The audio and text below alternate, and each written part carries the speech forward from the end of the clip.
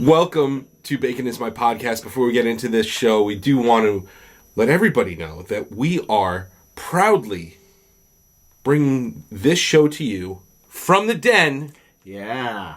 That's the Deluxe Edition Network. Rocking it out. Found at deluxeeditionnetwork.com. In the DEN.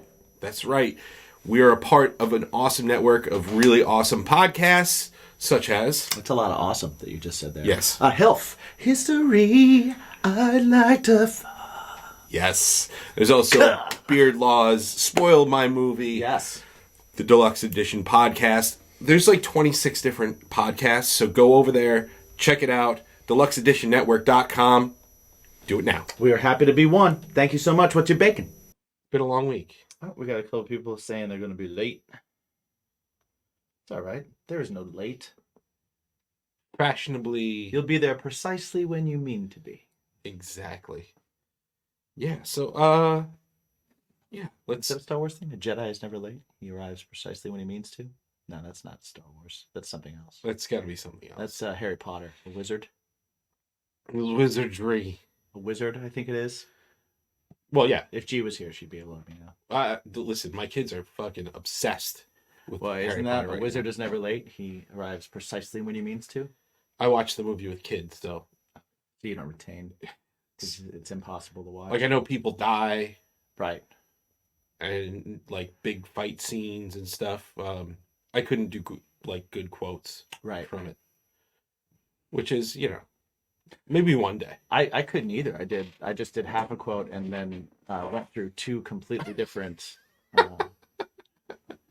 Right. genres of nerddom to arrive at the right one. Possibly. Yeah. To possibly arrive at Possibly. Correct. Yeah.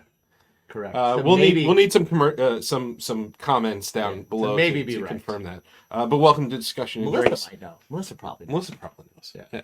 Welcome to Discussions and Drinks. We're going to talk about things and stuff and things. No, we're just going to go right into it. Oh, are we today? Okay. Yeah, fuck it. Okay. Yeah. All right. I think we do it. Yeah, we can do that. We got other things to do. We're already doing it. So. Yeah. So we're going to do the intro now. Bacon! Bacon is my podcast! Bacon! Bacon! Bacon is my... Bacon! Bacon is my podcast! Bacon! Bacon is my... Guys, we are so excited because Manscaped has upped the game. Lawnmower 5.0 Ultra. They've got interchangeable dual head system with both a regular razor that you're used to on your lawnmower, but also now a foil blade as well. And if you already have one of these, if you already have the 4.0, the upgrade's good, man. Upgrade is good. Upgrade is good. It's got all the stuff that you like already. The light is a little bit brighter. Yes. Key, it has a lock. Yes. So that means in your bag, it won't turn on automatically because you're traveling somewhere and you put some shoes in your bag and you push down on it and it just turns on and then the battery's dead. That's right. You can lock it. Awesome. Awesome feature. Everything else, you've got your ceramic blades, you've got your skin-safe technology, you got all of that is the same and improved, but it's just a better system. Highly recommend. Go to manscaped.com right now. Use the promo code BACONPOD for 20% off your entire order. Yes. You could get the 5.0 Lawnmower Ultra. You can also use it on other products like the Crop Mop, which is our personal favorite. If you ever see us out in the wild, Yes. you can definitely hit us up and we will give you one of those. We always have them on us. Always. Always ready to give out. Yes. So again, manscaped.com, promo code BACONPOD, 20% off of free shipping. Thank you, Manscaped. And always remember to ask yourself, are your balls clean? Mm-hmm. Hey, everybody. We're getting the ice ready. Discussion and drinks time. I am Mike. That is Jimmy dropping ice in glasses. Yes. Man, I am going to be misspeaking a whole lot. Like, people are going to be like, why is he fucking wasted already? And I am not. True. You get blamed for being wasted when in fact you just have a hard time putting words together. Right. I like on text, Right. I am a dead on. Very good. But that's because I can type pretty well. Right. I'm terrible on text. Well, we're Because even I'm typing. often voice to texting. Oh, that's awful. And then I'm reading it after I send it, and I'm like, that's not the word I wanted at all. That's not a real sentence. Yeah. Yeah. I sound like Dave Meltzer. There's no punctuation. My phone has been turning the word how, as in, how are you? How did you sleep? How are you feeling? How's your day going? Into Howard. I do not know why. Do you have a Howard in your life? Not one. Howard Stark? Have you been talking about I have not been talking about Howard Stark for like? I haven't been talking about Howard Stern. I haven't been talking about Howie Mandel, in which case I would never use. You wouldn't say word Howard. Howard. Yeah, you wouldn't say Howard. Or for maybe that. I would. That's odd. Just to be stupid.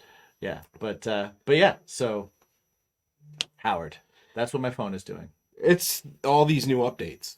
Yeah, We've gotten like 3 updates in the past 2 weeks or something. that's true. And it's kind of ridiculous. And they're telling me, hey, you gotta free up space on your phone. It's like, well, I wouldn't have to if you just get this shit right to begin with. Right. The actual new update is 2 gigs, but you need 8 gigs to install it. So start deleting. What? That's like what I'm getting, right? It's like your phone needs another 6 gigs to put this update on it, and I'm like, what is on my phone? What is possibly on I've my phone? got years and years and years of pictures and video, and I like Oh. it goes to the cloud, but there's still stuff that lives there. Well, and then when you delete it from your phone, it deletes it from the cloud too. So. Yeah, right. Well, the other problem is too. I keep changing. I always change my texts because that shit actually adds up. Mm-hmm. So I try and keep it like 30 days, 30 or 60 days. I forget which one it Right. is, and then it should delete. I found that It doesn't. It doesn't. It doesn't. Yeah, I found that same thing. I was like, why do I have text with video Why do I have? from 2017? I have 23 gigs of text message. Yeah, That can't possibly be right. for 60 days. I think I've spoken to like 8 people via text. Right. And In we send 60 links. days. We don't even send, like, sometimes Right. I'll send Yeah, you a yeah, video, yeah. but usually it's like links. Yeah. Although the 2 videos I sent today are probably pretty big. Right. Right. Probably. So might want to get rid of those. Yeah, it's porn. Otherwise, It's not porn. It's not porn. It's not porn. Oh man, It's joy and laughter. it'll be out January 1st. It's gonna 1 month. It'll be glorious. It'll be glorious. I feel like even though I felt like, oh crap, I got to get started on this, I still feel like I'm ahead of the game as opposed to where I've been in years past. I feel we just talked about it last week where Yeah. we were kind of like, well, we were talking about the BIMPs anyway. And for me, I got on it late. Everybody agreed right away. And still, like, I think it's just because of the week that I had. You know, Gavin's been sick. He's had this terrible cough. And, Right. you know, woes of a parent who's watching their child gagging for air. Mm-hmm. And the doctors are just like, meh, okay. Right. But, you know, I do digress. But I still, like, this week, I was able to accomplish very, very, very, very little. Like, for here. And luckily, I did a decent amount the week before. Right. But, man, this, like, today I got to sit down. I finally, the episode that comes out, the one that came out on Monday, for those of you who are listening to this or watching this on a Wednesday. Our health episode. The Hilf episode, I only did those, like, captions today. Right. Because I just couldn't, I didn't have time to, like, Friday, after I got the episodes from you, I started uploading them. Mm-hmm. Finally, my internet works again, which is great. Yeah. Mine's going now. I'm having fantastic. problems where I am now. And we got a thing from, I think it's Verizon or wherever. Yeah, they're trying to put We're fiber experiencing optics. outages. Yeah. We know. It's like, cool. Cool. Can Acknowledge. you Great. can you fix it? Yeah. I'd like more than the acknowledgement. I appreciate the acknowledgement. The acknowledgement is great. It's better than like, I don't know what you're talking about, and then just leaving it at that. But like, but I don't know which is worse: that knowing that they're full of shit, or like, hey man, I'm having this problem, and here's what I do for a living, and here's why I need this stuff, and blah blah, and they're just like, we know. Well, goodbye. Like, right. What? That's it. That's okay. Gee, thanks. All right. Glad you know. I just feel behind the 8 ball on everything, and I think until I get to sit down, like hopefully we could send him back to school this week, and I can get to a little bit of normalcy and my normal routine again, because it was like, okay, fit in work in between taking care of him and doctors and like all that stuff. So and Jen was out working in the field a lot this week, so yeah, hopefully this week I should be able to in the field. Yeah. Sounds so hardcore. She is pretty hardcore. That's awesome. Jen's I'm out in the field. Yeah. Field reporter. It's like a soldier. Yeah. On the front lines. Of fortune. Trenches. Yeah. The trenches, I'm in the if trenches. you will. We used to say that in the bartending and restaurant biz. Oh, yeah. We're in the trenches. Well, you were. The bar was literally a trench. Yes. Yes. Yeah. But yeah, I feel behind the 8 ball. I hope to get on top of it this week and finally feel like a little bit better. We should just do an 8 ball. Get right on top of it then. Just get right. You'll be amazed how much you can get done. Right. Oh, I'm sure. I mean, you get a lot done in one sitting. And then nothing and done then, for the next week. Right, you crash. Yeah. Yeah. Well, But you do get a lot done in that first. What is it, like an hour? Well, it depends. It's been a while, but memory serves. That first hour, it's pretty exciting. It's a pretty exciting first hour. You can't really hone in on anything yet, right? Because you're experiencing a lot of things, right? You at don't that time. You don't have your bearings about you yet. No, like you're concerned with like, why do my teeth feel like this? And then you're like, what happens if I drink something cold? I should drink something cold. And then you, wow, that's how my teeth felt. I need to go do something. Then it's like, yeah, there's a lot, and then once you decide on what to do, it's like, what do I do? And then there's like, you try and do 10 things, and then you like get lost in one thing. From whatever, that was my experience. Yeah. I used to like getting drunk to the point where I'd push up on my teeth. Yeah. I'd be like, oh man, they feel kind of numb. Right. This is good. Right. Well, you get that right away. Right. That's an immediate, especially if you do the little rub around the gum line. Oh, okay. That just, yeah, it's just fizzy goodness. Yeah. I've never done any hard drugs. Yeah. Ever. I would recommend not. Yeah. Right. Of course. I mean, or two. I don't know. Whatever your thing is. Whatever your thing is. Yeah. I'm not here to judge. I had my fun with it. Sure. I stop at edibles. I've smoked pot and literally a handful of times as a youngster. Right. In high school, they like the one time I did it before a concert because I was really wasted. We pre-gamed. Yeah. In like senior year of high school, I stepped into the circle and I took a hit, and it was just this big thing like, oh shit, oh he's doing it, and that was that's the kind of thing that would happen when I smoked pot. Yeah, you were that guy. You were that guy that's like, Mike's gonna do it. Yeah. Nice. I did cocaine and ecstasy before I ever smoked weed. Oh.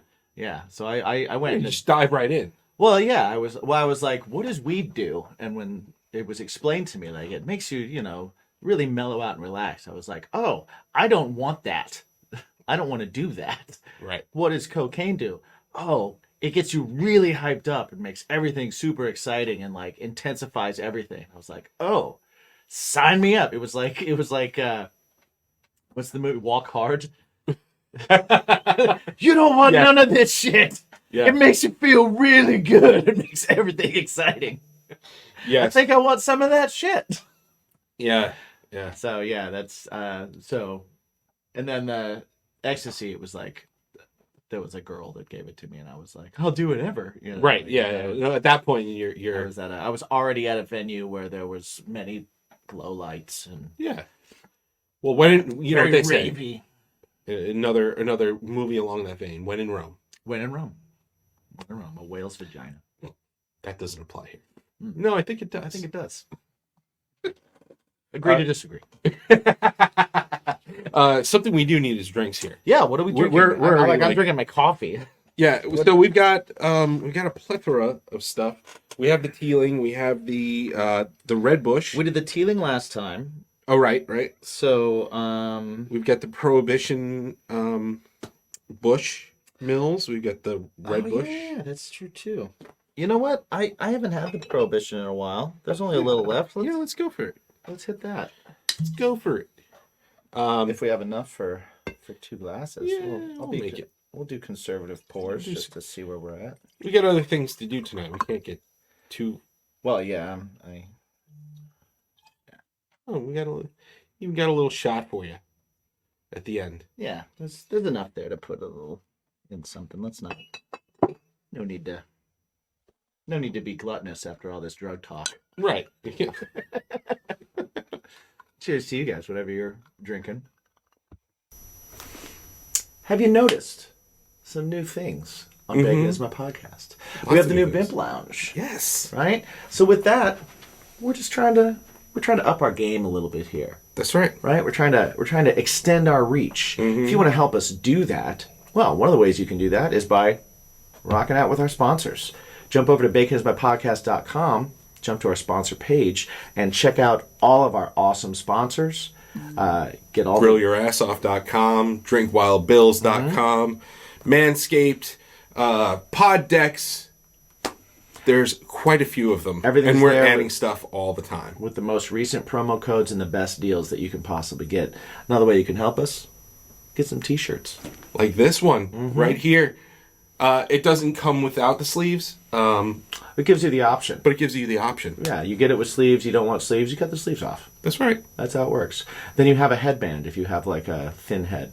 Yes. I can't use the sleeves of the headband because I have a giant round head. Yeah, we both do. Yeah. Yeah. Go to baconismypodcast.com. Check out the merch page. Bacon is my fashion. Yes. Right. And you can check out all the latest episodes. It's kind of like a portal to everything Bacon Is My Podcast, including our music. A portal to bacon. Yes. Including his band, Craving Strange. Yes, My band, his band, Something Heavy. Also, Bacon Is My Passion, the band itself. So Music coming. yes. So go ahead, check it out. Costs nothing to look. So And go ahead. then you and do should it. buy. You break it, you bought it though. Hey all you guys and ghouls, it's your ghostess with the mostest, Amber Brooke here, and I just want to tell you a little about Terror Tuesday. Well, Terror Tuesday is an Instagram live show where I talk about horror, conspiracy theories, serial killers, supernatural stuff, and so much more. And I discuss it with some super special horror-loving guests. So if you like blood, gore, spooky, scary stuff with a hint of comedy, Terror Tuesday is for you. You can tune in on my channel, amber.brook32, to catch one. Tune in, or else.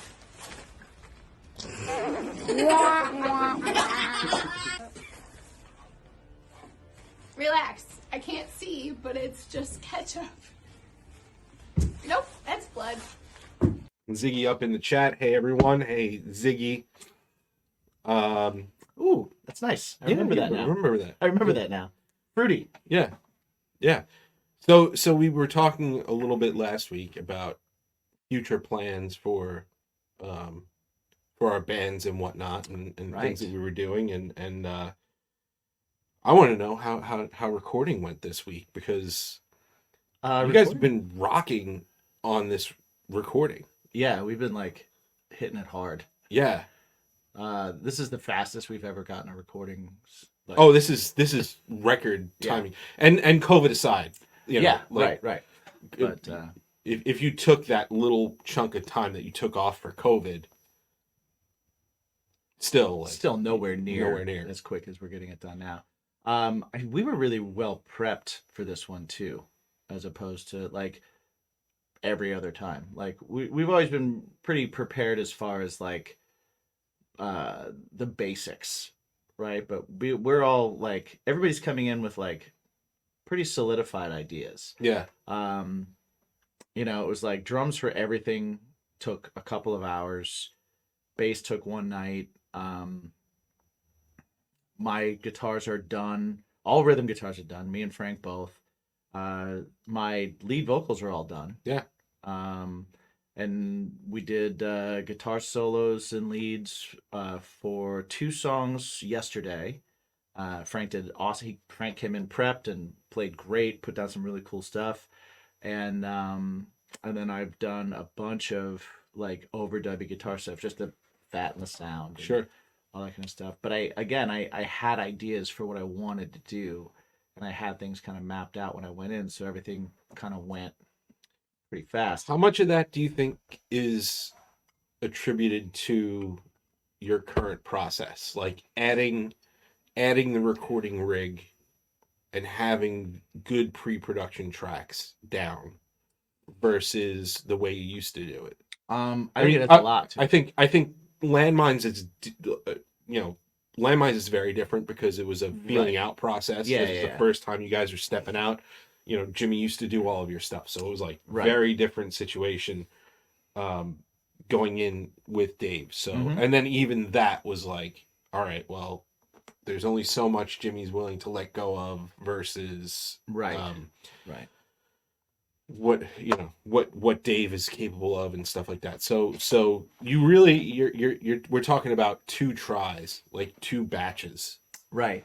And it only changed slightly. Like when we did the batches before, when we were doing like Rise and Ashes, Always to Know, all that stuff, the idea was, let's get basic tracks for everything, and then let's grab one song and do it all the way till it's done before we move on to another song. Right. Okay. So it was like, finish Rise, overdubs, solos, all vocals, backups, everything like that before we even start going in and getting like doing the other recordings. Right, because you were very much into the, okay, this song is going to be a record in itself.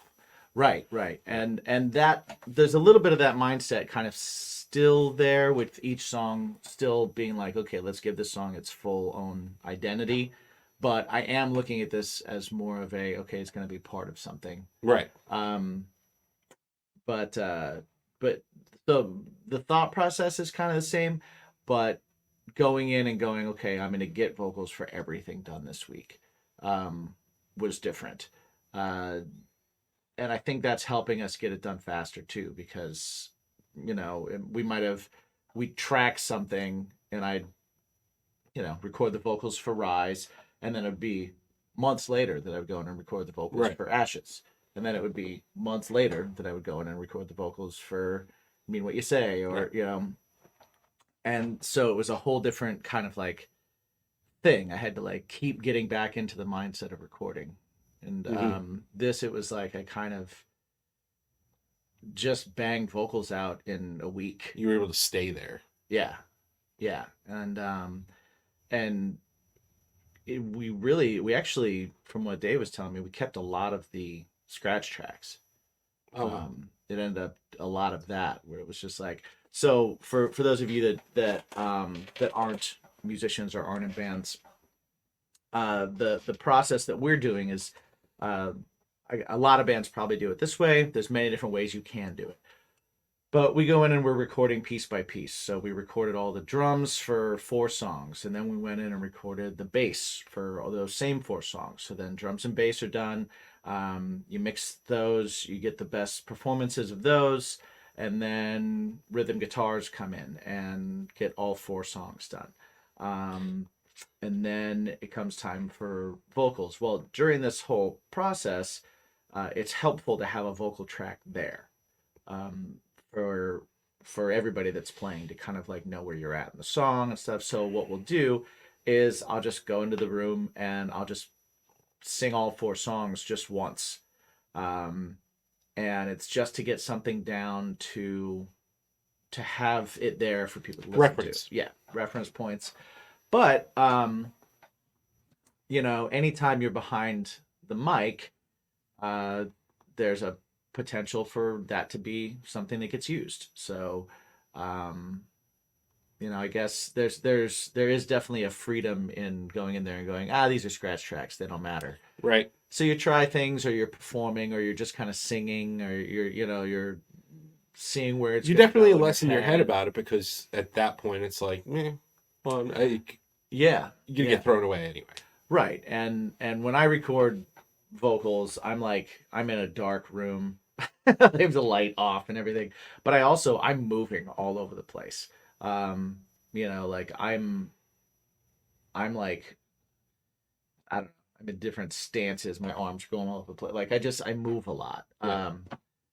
And so you just end up kind of performing, and you just kind of perform the songs. And when you're not worried about like, let me make sure I'm placing this right, or let me make sure I'm getting the right pitch here, or something like that. Sometimes better stuff comes out because you just kind of like, you get into it. And then when you sing all 4 of them in a row, you really get into it, because you're not repeating the same song over and over and over again, or the same part over and over and over again. And so it's almost like more of a show, because you sing a song and then you go to the next song, and then you go to the next song. Instead of like, well, let's get 4 takes of that first line, because we need a first line. Right. That kind of stuff. So it just, there was a bunch of stuff that Dave was just like, yeah, we're, especially for like the more aggressive songs, Wake the Dead and Disassociate. He was like, yeah, I kept a lot of the scratch tracks. That's awesome. I was like, all right, cool. Very cool. Whatever. Yeah, so I'm trying a lot of things vocally too, so it was like there was just a freedom in that. But yeah, I think our process and the way we're doing it definitely adds to it getting done quicker, and just us being more prepped is the biggest thing. Sure. But not picking one song and finishing it all the way is helping too. Yeah. It's great. I'm excited. Yeah, me too. As I said, I heard some of it, but I didn't hear it with the new stuff on it. So yeah, this past week, I actually was able to get out here for about an hour and change yesterday, because again, just the way the week is gone, Jen was kind of like, okay, you need to get outside. You need to just pick up a guitar, right, and just do something. It might have been 2 days ago. I don't even remember. All the days are blending together now. Yeah, they do that. And I laid down the guitars and bass for what is going to be another cover. Awesome. We're hitting it hard with the covers this year. Mm-hmm. We've got a few really cool. We have songs, some original songs, but we have a few really cool cover things that we're going to do. Is there any reason that you're hitting it harder with covers than you have been before? Is it just like a bunch of great ideas happened at once, or just to do for fun? Or I got to be honest, it's been something, we joke about it all the time. Like, Mm-hmm. it's been something that when you're in a band, you always go, hey, in the group text, it's Mm-hmm. always, hey, we should cover this. Yeah. And it could cause arguments. It could cause great pleasure. It could cause a myriad of different responses. It can cause other covers, But that everyone is doing, right, to suddenly be shelved. yes, A lot of pettiness happens in the cover yeah, decision-making process. yeah. And Hello, Donna. yes, hello, Donna. We are live for our Patreons. Yes, so yeah, it's one of those things where I feel like, especially AJ and I have been playing together for This is gonna be like 20 years. Wow. You know, on and off. Yeah, we had a little bit of a break, whatever, but like, yeah, for Yeah. damn near 20 years. So It's like me and Frank, kind of. yeah, Yeah. so how many cover songs have we shot back and forth at each other? For me, I just kind of said, I kind of hit fuck it, and I was like, all right, well, I haven't been writing prolifically lately, Mm-hmm. but I love these songs, so I'm gonna fucking do it.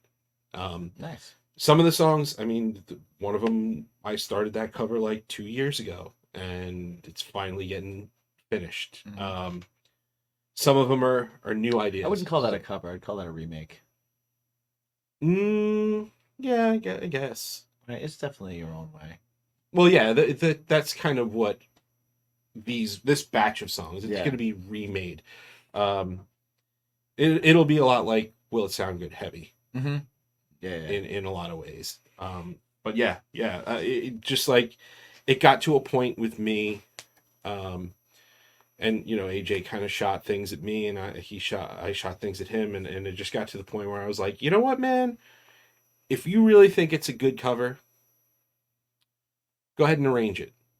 Go ahead and arrange it. Send it over to me. Let's see if we could do it. Mm-hmm. And same with me. It was just like, I mean, I guess I'm in a little bit different position where I'm like, we're going to do this, as opposed to Right. give me an Right, arrangement and let's see what we Make do. it good. I'll let you know. Right, Yeah. right. And that's not to be a dick or anything. It's Right. just, No, but you know, it's funny whether to or not say I it can like do that. it, but yeah, but you know, for me, and I want AJ to feel this way as well, because I do know because he does have, I don't know if he hasn't released it yet, but he does have a really, really great cover Mm-hmm. that I wasn't on, but it's really great. Nice. It's really fucking good. But Do you find, and have you found, that when band members suggest covers, that they maybe don't take into account your capabilities as a singer? Mhm. Because I find that oh yeah, happens all the time. a lot. I've Um, seen it a lot. And, I'm just like, yeah, it's a great song, but like, what?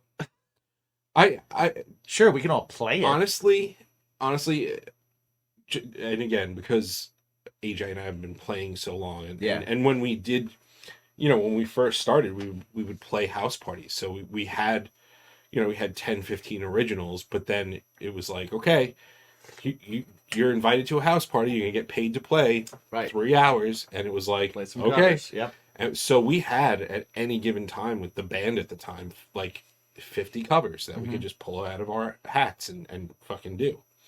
But I think we're both aware of our capabilities, and I think we're both aware of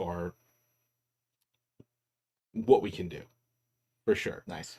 I do know that there is definitely some reaching and some pushing and stuff like that. And listen, if you're not challenged, that's Also what true. the fuck are you doing? Yeah. But yeah, I think a little bit of it had to do with the I don't even know what word you're going for. being so prolific. Okay. Uh, Prolificity? is that what I don't think that's a word. prolifity? No, I think I'm making up words. All words are made up. You're right. You're right. So the prolificity Yeah. of original songs. No, I haven't been writing lyrics in a little bit because it's just I haven't. Yeah. So That I have a happens. bunch of songs. I have a bunch of original stuff that is in the works, that's working. I've held back a lot of original music because I'm just not happy with where it's at the moment. And to keep going and keep our chops up and keep putting our name out there and doing shit, let's throw some covers out there. Nice. Let's redo some songs. So yeah, we've got one that I'm not gonna say, but we actually have a pretty awesome feature on it, which you heard. Yep. I am I just finished up Don't Look Back in Anger, which I just played at the Neon Skyline show. Yeah, which is awesome. Tracking some stuff. Prolificness. No, that's profif. Prolificness.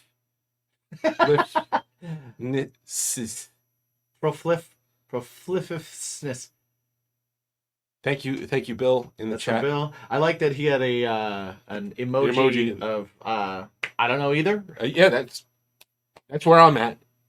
All words are made up. Exactly. Jimmy looks very sparkly. I thought you said spooky at first, and I was like, that's because I have the facial hair of a failed Vegas magician. But I also am very sparkly. Yeah. I have a sparkly shirt. Because I saw this shirt and was immediately like, I have to have it. Yeah. I like sparkly, you know? Little zazz. A little bit of zazz. Yeah. A little bit of zazz. And my shirt is like, it's the colors of our show as well. I didn't realize before, but when if I were to put on my pink purple sparkly jacket, yeah. I will look like an ad for the show. Yeah. Yeah. Well, Right. so you will be an ad for a show later. Know. Good to know. We're so the Den, again, we're part of the Den. But first off, I hope that you're not just listening to this and that you listen to the Health Podcast episode with Dawn Brody. Yes. That we have the episode prior to this, because that was a lot of fun. That was a lot of fun. She was such a great guest, and we broke it into two. So if you didn't get enough on the first shot, Monday we got another one coming out too. So pretty freaking awesome. Oh wait, hold on. One, Donna likes prolific my sparkliness. Prolificness. Yeah, okay. That sounds like it makes sense. Yeah, that does make sense. Yes. And Donna likes my shirt. And I'm going to go ahead and assume she likes my failed Vegas magician facial hair as well. Everybody does. I think. Yeah. I like it makes you look a little bit like Jack Sparrow. It does have a little bit of Jack Sparrowness. Yeah. Yeah. You need the longer hair, but well, this is... It's like Jack Sparrow mixed with a bad Chris Angel or something. Yeah. Nah, like Johnny Depp a little bit. I'll take it. I feel like a weathered Johnny Depp. Yeah. Well, I was gonna say he's pretty fucking weathered. He is pretty weathered. But what would that make you? He looks like leather. Right. I look like softened leather. I've had some creams rubbed on me. Right. You're not susceptible to the sun. Right. He puts the lotion in the basket. You hang out in the dungeon. He hangs out in the sun. I don't see a lot of sun. Yeah. That's okay. I try and stay out of it. I try and maintain my pale. It's because you're a vampire. I am. Although I'm for whatever reason I'm more olive skinned than you. Like you're paler than me. How's that even working? Irish. It's Irish. I have Irish in me as well. Oh really? I do. Oh okay. I don't know. And I mean, you have a little more Irish in you. You've almost got the gingery thing going on. I don't have a gingery thing going on. What are you kidding me? Thing. What are you talking about? You got a little bit of a gingery thing. There's no red hair or anything. No, but your brown hair has a reddish hue to it. Okay. All right. It's got some Irish in you. You have a soul. I didn't say you don't have a soul. Right. I love gingers. Right. They are soulless. They are soulless, but you know what? I can get down with soulless. Exactly. I can relate. I can eye to eye a soulless person. Yeah. Yeah. For sure. I see what you're doing. You're popping in, you're watching the show, you're listening to the show, you're like, I really like their interviews. Or you're like, I don't like their interviews at all, but I do like 7 questions. Or you're like, man, I wish more people knew about this show because these guys are fun and these guys are cool. How can I help? Well, one of the best ways to help is by going over to patreon.com/baconismypodcast and joining our Patreon. We've got awesome 3 tiers starting at $3 per month where you will get live stream shows on all of our discussion and drinks. Every week. Every week. Every week, a live stream that you can join in on. You can weigh in on. You can jump in the chat. You can jump in the little community. Interact with us. We got a cool squad over there, too, so you can meet people, make friends. We're all about that. Also, you can learn some cooking tips from us. Yeah. We got a few of those up there. You can try some of our dishes out. Yeah. You can also watch us eat horrible shit.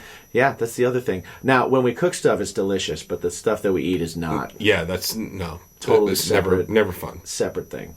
Yeah, but go ahead, go over there. There's tons of new content. We have early music releases. We've got live streams. We've got watch-alongs. We've got all sorts of stuff. Go to Bacon Is My Podcast's Patreon today and sign up and be part of the BIMP squad. Totally helps us out, guys. Thank you so much. Cheers to you. Whoop, whoop. What's your bacon? Hey guys, Matt coming at you from the Real Drunks. Hey, if you're into movies, booze, craft beers, and just shooting the shit with your friends, join myself, Jake, and Alyssa on the Real Drunks on the Deluxe Edition Network and anywhere you get your podcast from. That's the Real Drunks, REEL, the Real Drunks. Check us out. We do digress. Well, But you yeah, say I've had band members that have no soul for years. right. And they did not have red hair. No red. And that is a joke. It's purely a joke. I don't mean that in any way.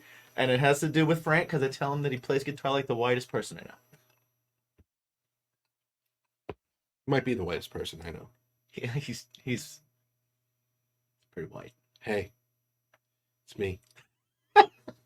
Ace. You know, from earlier. Kiss had their final show last night. I don't believe that. The four members of Kiss that were on stage last night had their Right. final show together last night. They did. The 4 members that were up there. Yes.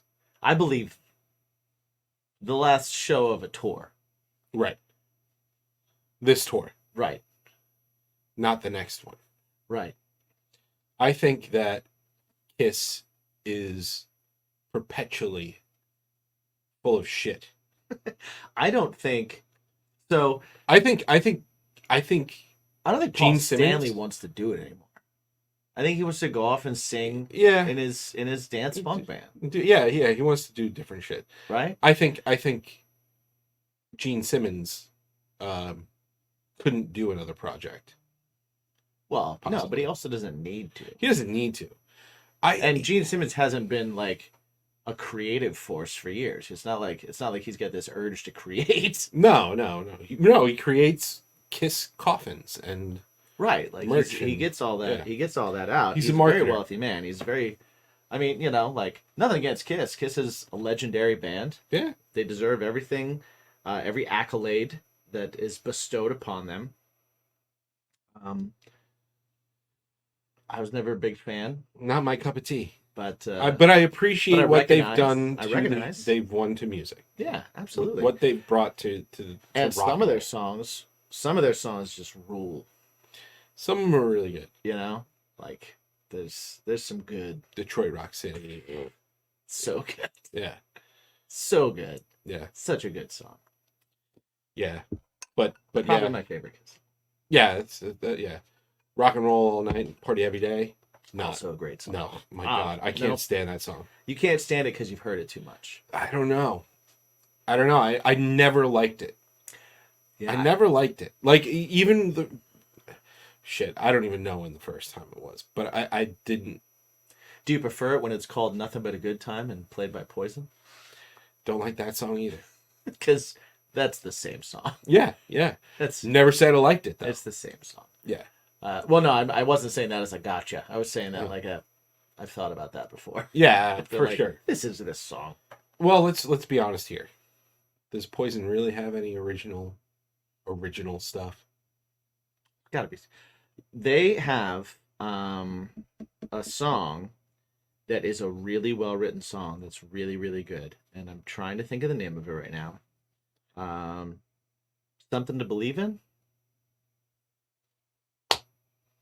I try to forget. It's like a ballady song, but it's very bluesy. But it's a really well written song. I remember hearing it and being like, damn, okay. All right. Something I will say is that I do know that we've heard the stories of Bret Michaels and him being like a super cool guy. Super extra nice guy. Yeah. To the point where he's hated. Right. But yeah, not a big Poison fan. Yeah, I respect his hustle. I was never a big Poison fan. I respect his hustle. I know some big Poison fans. I know a big Poison fan. Yeah, which is wild to me. Very big Poison fan. Yeah. Like crazy Yeah. big Poison fan. Which is why I've heard like Other songs. a lot of those songs. Nothing but I a good had time. the first 2 records. I had those CDs. I'm not ashamed of it. Yeah. They were huge. Yeah. They were huge rock and roll CDs. If it's rock and roll, if there's loud guitars, I want to check it out. Yeah. Ziggy says Parasite for a Kiss song. Says he's biased, but you can be biased. That's all right. All this is biased. Yeah, we're all right? biased. Everything is biased. So Parasite is a good song. I agree on that. Donna, yes, great song. I don't know if she's talking about Parasite or the Poison song. Probably both. She's probably talking about both. Perhaps. But yeah, those are. If you're listening to this and you haven't heard either of those songs, go check them out. Why not? I think going back to Kiss though, I think that they've always been kind of Don was saying the Poison song. I feel like Kiss has always been on that that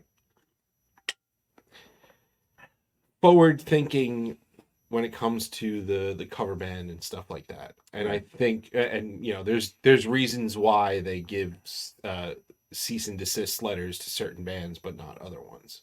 Sure. And I have a feeling that once this is over, they're going to kind of crack down. And I think a number of things are going to happen.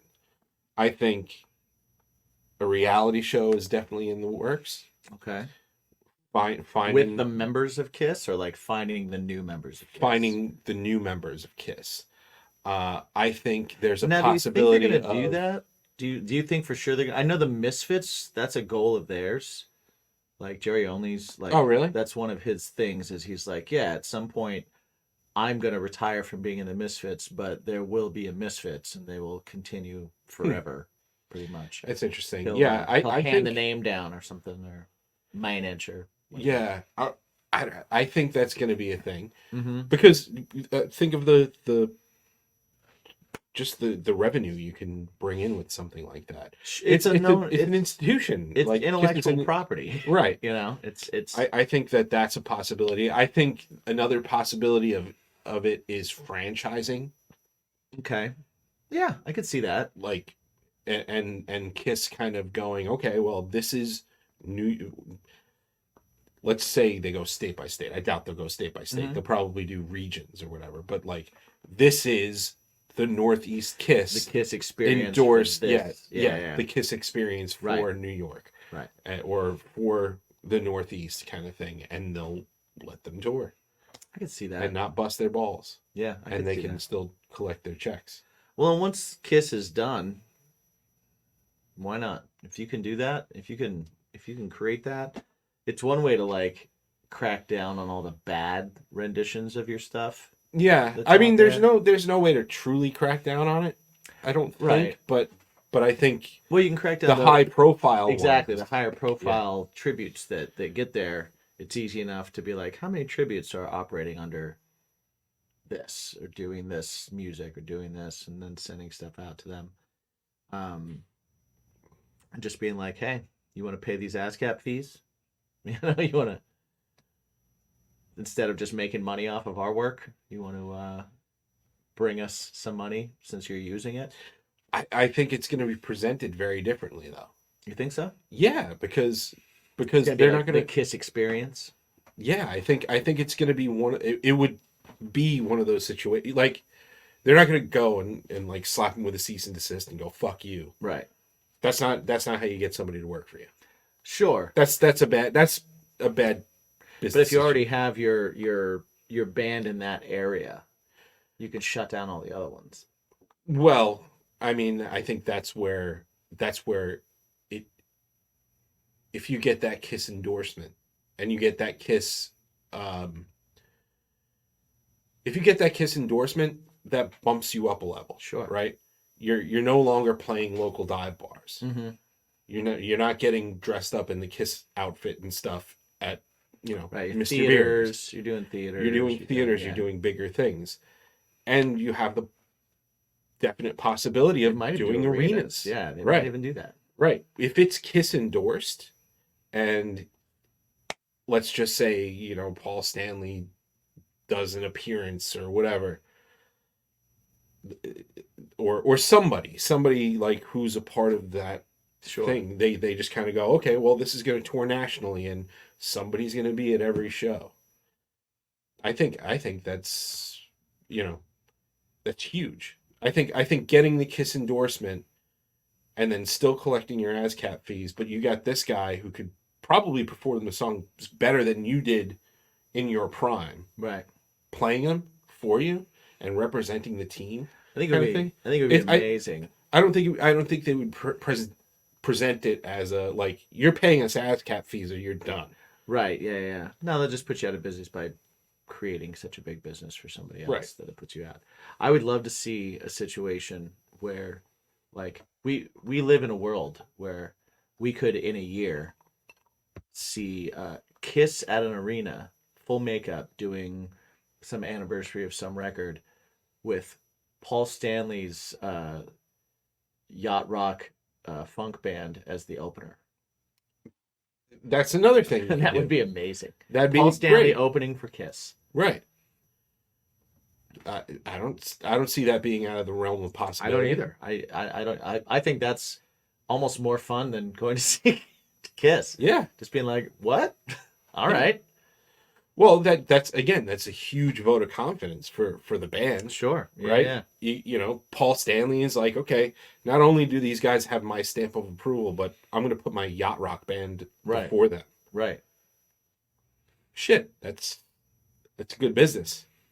Brilliance. Good business right there. Brilliance. I think Gene Simmons is really just full of shit, but he's a smart businessman. Hey, that's got to do in this. I mean, he's a smart anymore. businessman. How do you make money in music? And yeah, he's got way more money than I will ever see in my entire existence. Yeah. Many lives over, if you believe in reincarnation. Yes. But this generational wealth will span quite a few of those generations. Yeah. Yeah, but I think it's wild to think that Kiss is just like Gene Simmons is just going to be like, all right, it was good. See you later. Well, dude's in his 70s. How long does he want to be getting up into 4-inch heels? And oh, yeah. Well, no, I putting on a 30-pound bat costume. Oh, no, listen, like I said, I don't disagree with that. I just don't think that you will ever see Kiss not set up for success or set up for moving forward or set up for making money past 2023. What do you think of, I see it online all the time, and we all know that, like, the internet is a cesspool for just people that will never amount to anything being negative. But what do you make of it when you see comments for people when they talk about musicians and they're like, they need to just retire, they just need to hang it up, they just need to be done? Like, if someone has a bad performance and they're like, they just need to retire. Yeah, like, how does that, because that hits me a certain way. Yeah, I don't think, listen, we've all been to shows where we've seen bands and some of us made comments on, like, somebody going, this person at some point in their life had the decision to make. Do I get a guitar or do I get a chemistry set? Right. And they picked the wrong one. Right. We all think that. Absolutely. Yeah. When it comes to somebody who's seen success and all that kind of stuff, it's really hard. It's really hard to tell somebody, stop doing what you love. Yeah. Look at fucking Ric Flair. Well, and who the hell Right. Well, yeah, that is too. anybody to bombard a human being with "you suck, you need to retire, you haven't been good since this," you know, like, Well, you're always going I to get mean, that. come on. You're always going to get that. Oh, Come on. this band hasn't been good since this record. Shit, I've said it before. You know, like well, and that's okay. That's a personal but a opinion. personal preference. Yeah. I'm never going to say like, I wish they would just stop playing Right, like, because who? I don't like your That is- music. I wish you would stop making it for everyone. Well, that's the thing, and it's so funny because people think that because somebody is in the public forum Mhm. and because they make their living via entertainment, that they could say shit like that. Right. Meanwhile, let's just say Or that they owe you anything at all. right. Let's just say that person commenting is, which it probably is, they're flipping burgers Mhm. at a McDonald's. Okay. Nobody's going in there going, you should probably stop that because you suck. You know what? There is probably someone going in there that's going, "You need to fire your burger guy because I asked for no ketchup. Someone needs to lose their job over this." There Yeah. probably is that. Yeah, that is true. There probably is that. Like, just people wishing for other people To lose their to job. lose their livelihood because they did something that they don't particularly like. But I think that they don't take that into consideration. They don't consider the fact that, hey, just because your life sucks Right. doesn't mean they should stop doing what they do for a living. Right. Or like, if you don't like what someone's doing now, don't go. Well, that's the other thing too. Don't buy it. That's huge to me. I haven't been a fan of Ozzy Osbourne's music Mhm. for a long time. Yeah. When Ozzy goes on tour, good for him, man. Good for him. Because that guy made some of the songs that like spoke to me as a kid. Yeah. And songs that I absolutely love. Mhm. The fact that he hasn't put out something that's personally spoken to me in a while means that he hasn't spoken to me in a while. You know, maybe he's not making music. Maybe I'm not the target audience anymore. Right. And I guarantee I'm not. You know, same thing with like another band that people love to say that about is Metallica. Oh yeah. Metallica put out a bunch of records that I wasn't into. I will say their newest stuff that they put out, Mhm. I'm kind of really digging.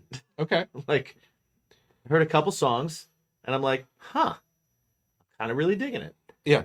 And Oh, that's the see, I liked Death Magnetic. Was that sure, yeah. That wasn't the last That one. was before. That was the one before it.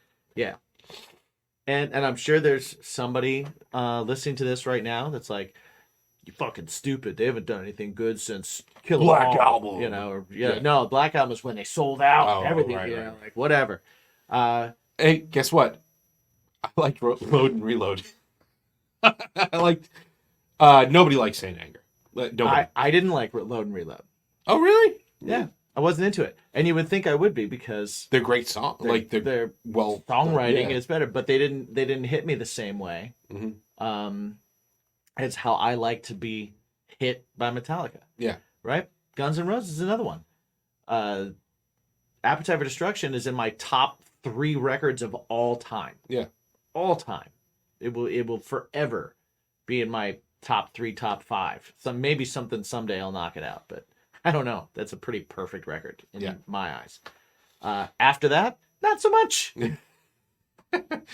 You don't like Chinese Democracy? Not so much. Are there a couple of good songs on Chinese Democracy? I would love to hear them produced differently. After 20 fucking years, better be a couple good songs. I would hope so.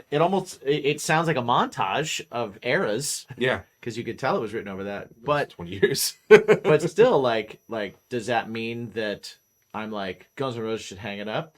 No. When they got back together, I was center row, first row, seeing that show, going crazy for every song, even the ones I don't know, you know, and being like, "This is great. I don't ever want to put it on, but it's awesome right now." You know, like it's okay. It's okay, everyone, to to like part of somebody's career. Yeah. And then to no longer like the rest of it, and to still like that early part and not worry about the rest of it. Because they're not doing it just for you. Yeah. You know, and everybody also changes. You have different life experiences. So a song that spoke to you when you were 17, that same kind of song might not speak to you in your 30s, in your 40s. But it may be able to, at least you can appreciate it for what it did to you at that time. Yeah. That's I just think it's super funny how weird people get about that kind of stuff. Donna in the chat, I think it depends on how the performer adjusts and reinvents themselves, and everyone should have that opportunity. I agree. And and again, if you don't like how they've done that, you don't have to buy it. Guess what? Change your channel. Change the channel. Exactly. Yeah. Exactly. I've always been that way. Even like when we talked about WWE when I wasn't really into it. Mm-hmm. I didn't complain about it. Right. Stop watching. Right. That's all. Just stop watching it. Don't. You know what? When people stop listening, as opposed to complaining about it online, okay, we're in a different world, right? So if you stop listening, you stop watching something because you don't enjoy it anymore. That speaks more volumes than you going on social media, hitting their hashtag, and it being the most trending thing in fucking the world. Right. So, and social media comments are rarely clever. No press is bad press. So you're not again. as smart as you think you are. 9 times out of 10. Right? Yeah. And no press, no press is bad press. Well, guess what? If people are fucking talking about you online, yeah, you know what the worst press is? No press. We talked about it recently with Corey Feldman. Like, yeah, dude, I still think it's a work. Could be. I hope so. But everybody thinks it's hilarious and he's a train wreck and this and that. Right. Guess what? You're watching. He'll keep getting hired. Right. Because everybody fucking talks about it. Mm-hmm. So if you don't like something, shut the fuck up. Turn it off. Find something you like. Yeah. The world is full of so many great things. Yeah. Finding stuff that you like isn't that hard. Ooh. I agree.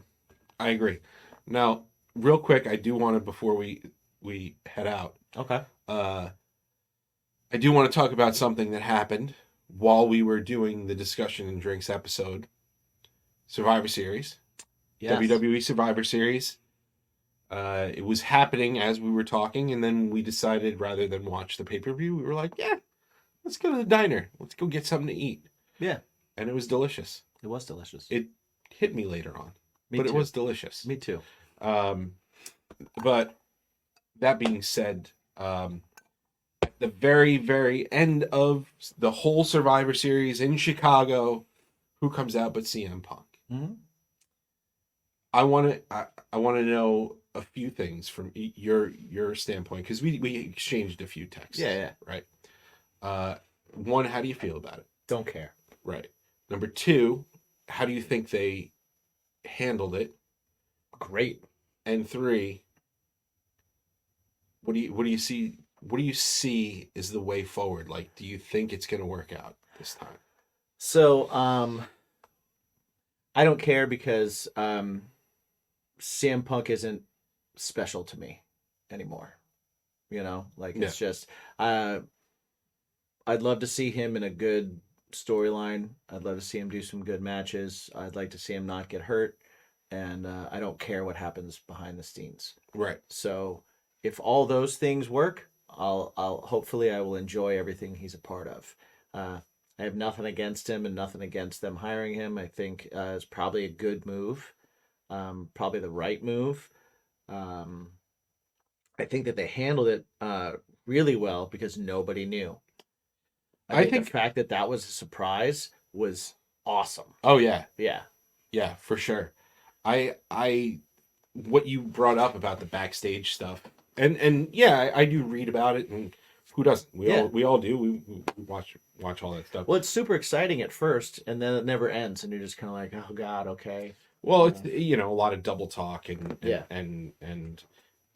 yeah, it's definitely going to happen. But if it doesn't, that's because things changed. It's like you just play both sides. Right. That's not reporting. That's being an idiot. Right. And playing both sides. Mm-hmm. But I think that's a little bit of what has started shifting me away from AEW and more toward WWE. Is that that mentality of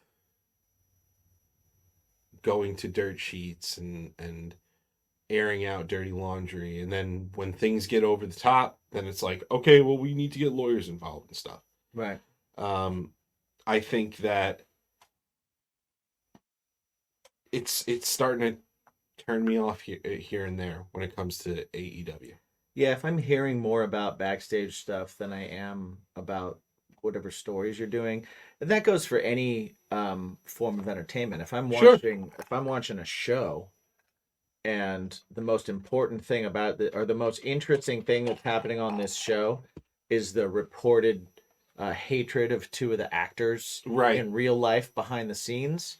Then all you're doing is watching the show and trying to see, and you're just trying to like, I wonder if that can I see the tension? Yeah, I wonder if I could, and it's like, then it's like, well, how good is your show?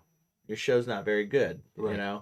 I thought CM Punk was wildly unprofessional, reportedly based on the things that happened. But I'll just base it on the thing I saw when he came out and did the media scrum. That was wildly unprofessional. Right. So I think CM Punk is wildly unprofessional because he's done it a bunch of times. When he left WWE, he immediately went on a podcast and just talked all kinds of shit. Yeah. And then when that got in trouble, and he got in trouble for it, and lawyers got involved, he talked all kinds of shit about the guy that let him on his podcast. Right. To talk all of his shit. And then when he came back, the first thing he did, his very first time on a mic, was talk all kinds of shit. And so it's kind of like he kind of seems like a dick, right? And so maybe he's a dick. I don't care. A lot of creative people are dicks. Yeah. That's all right. Doesn't make him not talented, doesn't make him not watchable. But it does add that little bit of unlikability to it, to where depending on how he's presented, when I watched his promo and everything, I was like, this is part of an angle. It's got to be part of an angle. Because him coming out and everything he said just the whole time, I was like, so full of shit, man. You're absolutely full of shit. So this is part of your angle. At least I hope it is. Right? And I think it is. I think it's part of his angle. It's going to be angle with Seth Rollins, which I think will be great. Yeah, I think it'll be great. I kind of I get the media scrum. Like, honestly, yeah, like that was super unprofessional with your boss sitting right next to you, that kind of stuff.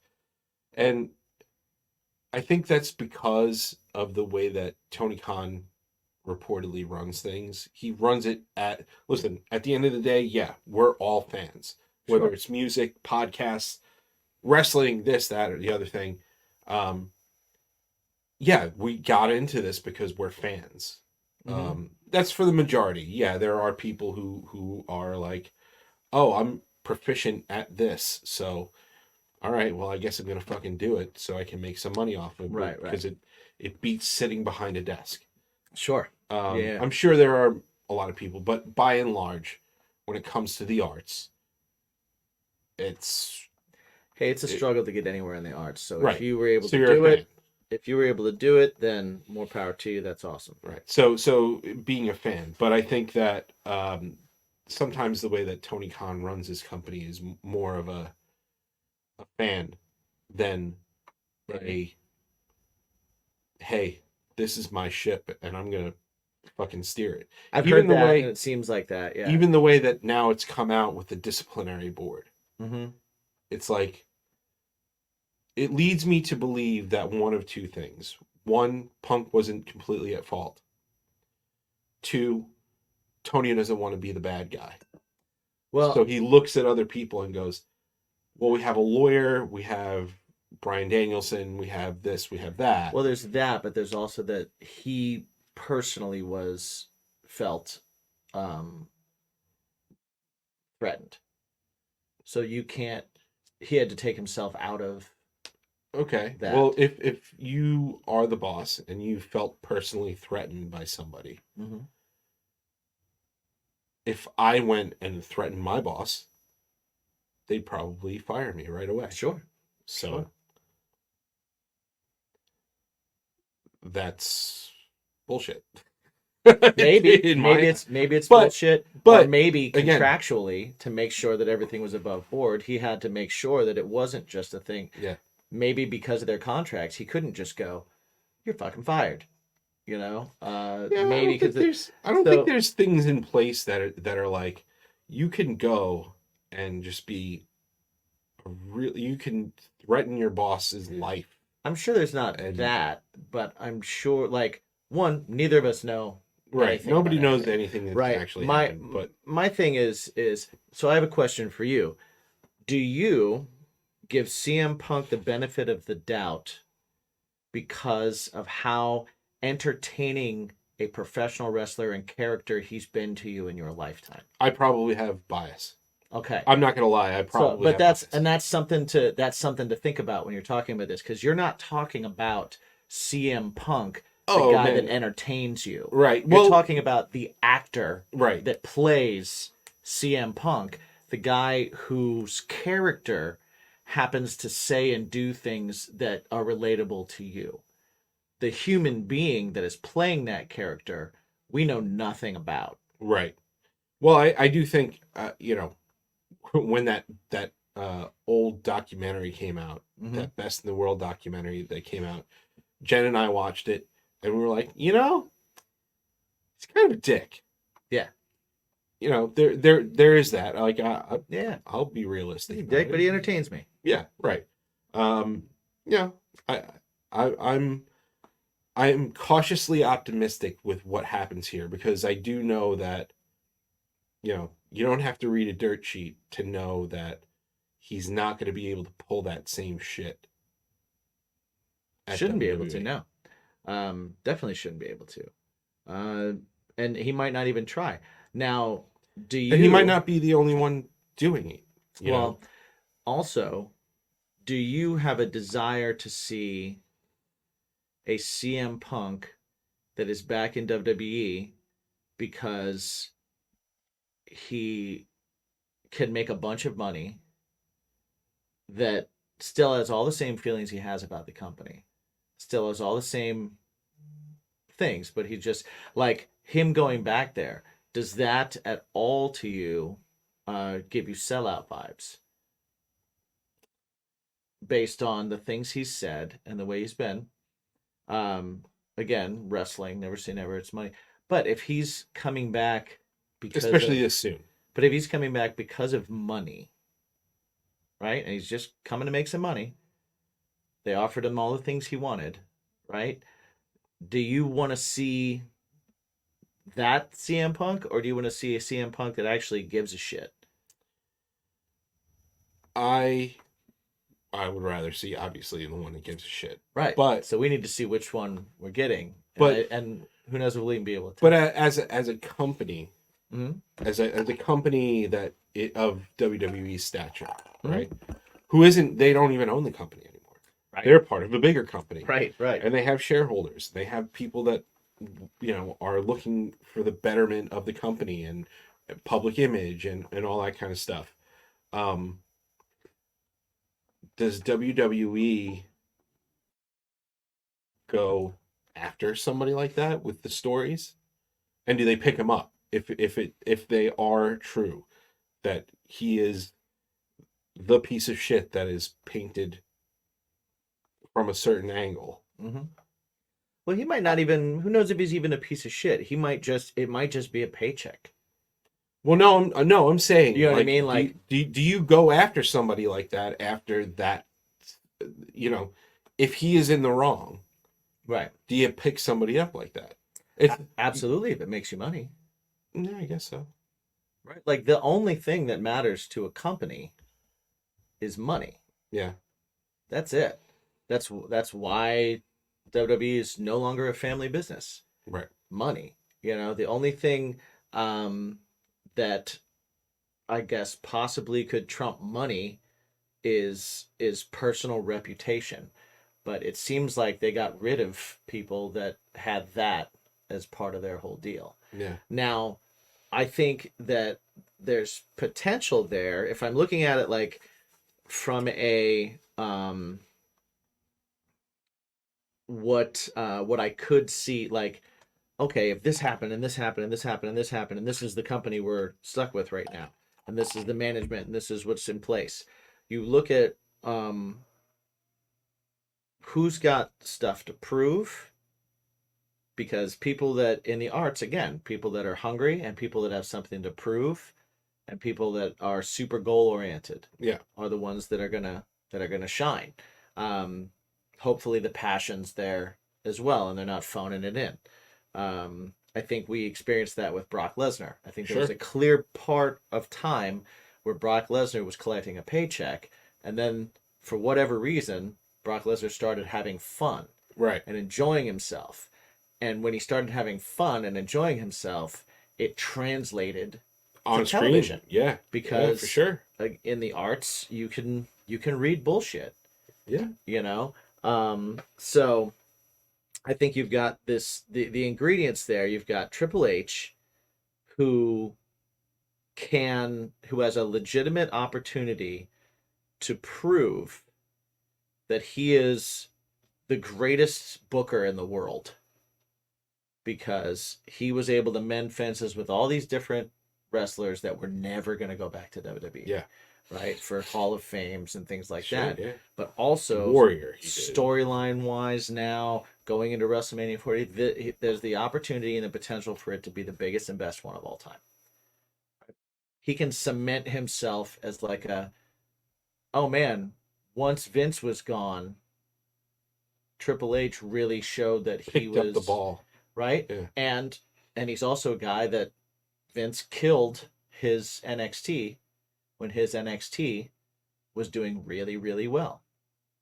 And he was proving himself to be a great booker. He was proving himself to do great.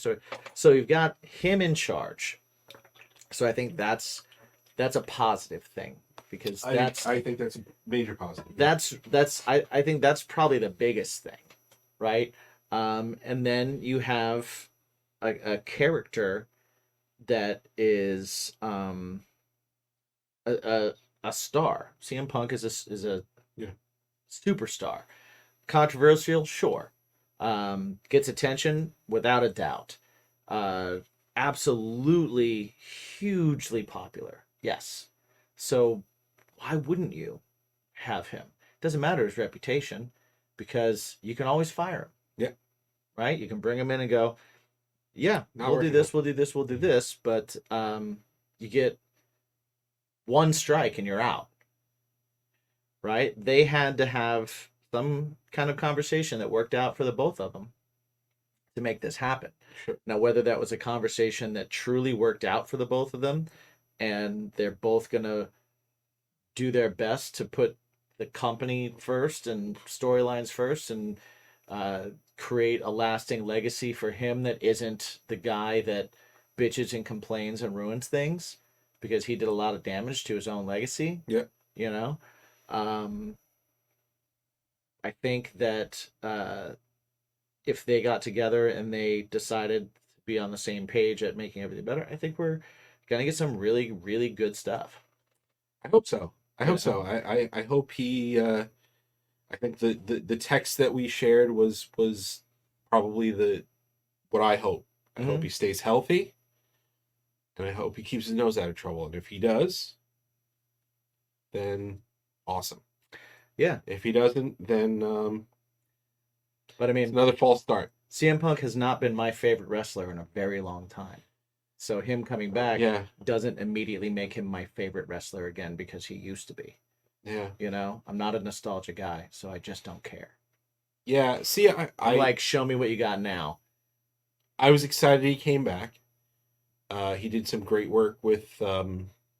MJF. Excellent. Yeah, I was super But- excited then. But I mean, honestly, like nowadays, nobody doesn't do well with MJF. Right.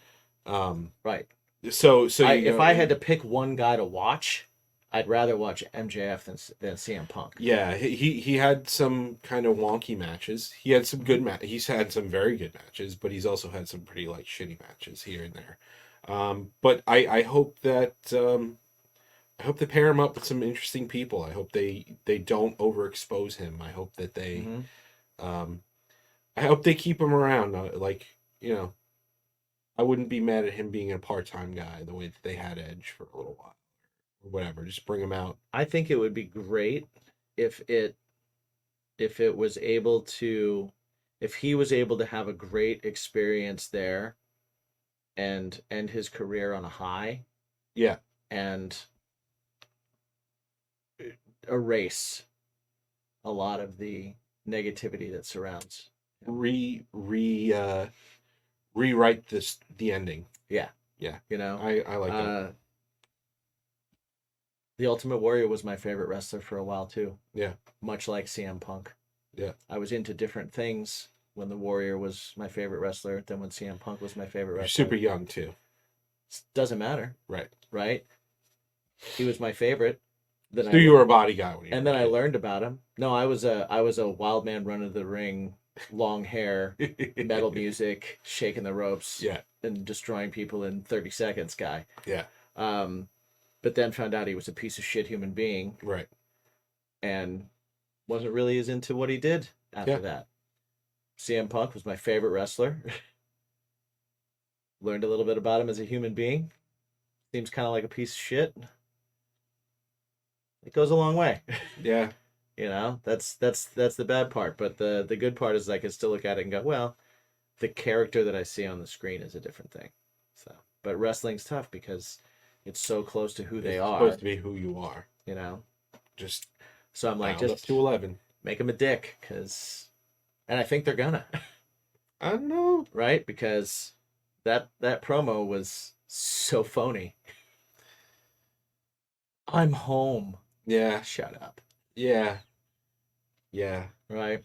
Well, I think And then staring down the camera going, I'm not here to make friends, I'm here to make money. Thus immediately negating everything you just did in your promo. right. So if that's not part of a storyline, then I don't know what we're all supposed to take from it. Yeah.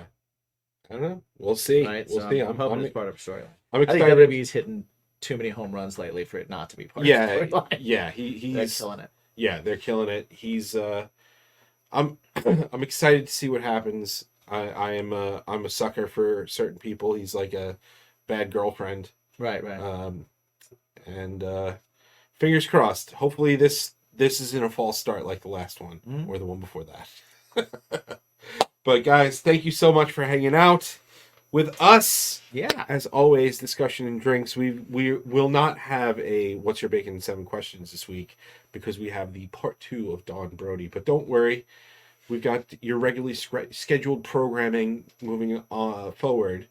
Except for Bimpy Week, we got a whole bunch of All fun kinds of stuff. craziness. There's a bunch of All stuff. kinds of craziness. So This is that time of year when it gets a little wonky. yeah, but we're gonna deliver some good stuff. Yeah, exactly. Promise. There will be promise. shows. They might not be the same shows exactly the same way that you're used to, but we'll be here. Yeah. So until Yeah. then, always remember to ask yourself one super duper important question. What is that, Jimmy? Well, before I ask that question, I will remind everybody that thank you to our patrons over at Yes. patreon.com/bacon is my podcast. Bacon's my pod. Bacon's Nope, my you were- podcast. you were Yes, I was right the first time. Yep. Thank you so much to you guys for hanging with us live. Everybody that is listening or watching at another time, you can also check us live. So go over to the Patreon, jump on, join us, get stuff early, get stuff free. Ad free. Ad free, and join us live, get in the conversation and all that kind of fun stuff. So thank you to our patrons. You guys are awesome. You guys are amazing. Whatever you listen or watch this on, give us a review, give us whatever their equivalent of a thumbs up is. And now, what is that question that they should ask themselves? What's your bacon? What's your bacon? I'm here to make friends and money.